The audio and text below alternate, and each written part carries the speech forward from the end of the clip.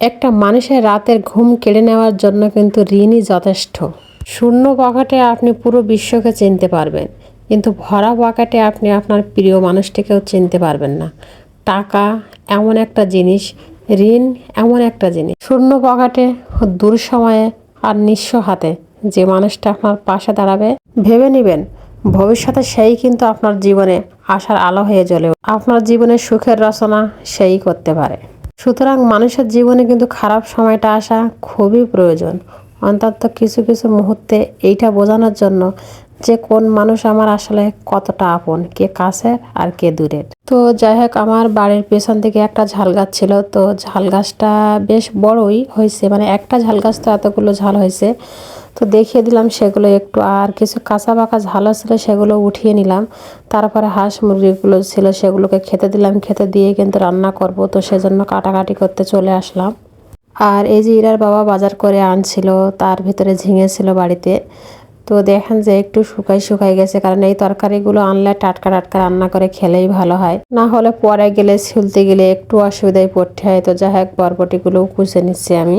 আর কালকের একটু লাউ ছিল, তো সেই লাউটুকু কিন্তু আমি ঝিঙের ভিতরে দিয়ে দিয়েছি, কারণ ঝিঙের সাথে লাউটা যায়। আমি এরকম তরকারি কিন্তু অল্প একটু রেখে দেই, তো যখন যে তরকারি একটু কম পড়ে তার সাথে সেটা দিয়ে আমি চালিয়ে দেই আর কি। তো এখন কিন্তু রান্না করতে চলে আসছি, আর এই যে রান্নাটাও বসিয়ে দিয়েছি। কেন জানি মনে হচ্ছে যে মনের ভিতরটা কেমন একটা লাগছে, ভালো লাগছে না।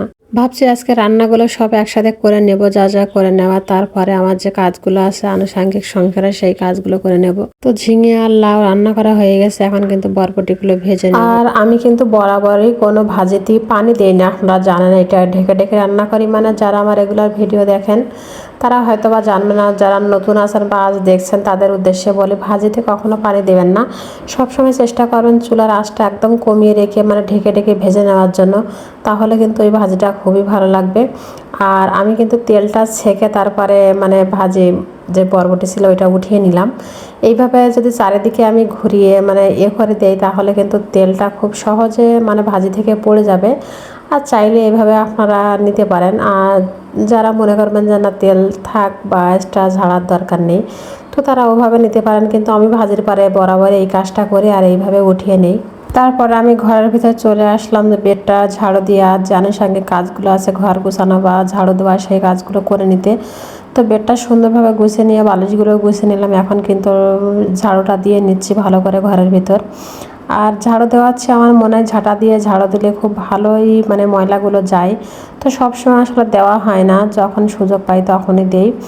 আর এইখানে যে কালকের যে কাপড়গুলো কেচেছিলাম সেইগুলো ছিল, আর এই বেডশিটগুলো এখন একটু ভাঁজ করে নিচ্ছি সব।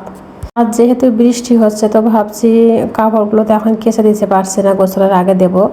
তো কালকে যে জমা কাপড়গুলো ছিল সেগুলো একটু ভাঁজ করে নেই, তাহলে মানে এটা সুবিধা হবে আর কি। আর তার ভিতরেই কিন্তু আমার ইরার চলে আসছে, মানে এখানে ওনার যে কাজগুলো আছে সেগুলো গুছাতে। তো যাই হোক, ওগুলো সব কিছু ভাঁজ করে নিলাম, ভাঁজ করে নিয়ে কিন্তু এখন ড্রয়ার রেখে দিচ্ছি। সবাই ভালো থাকবেন, সুস্থ থাকবেন, আল্লাহ হাফেজ।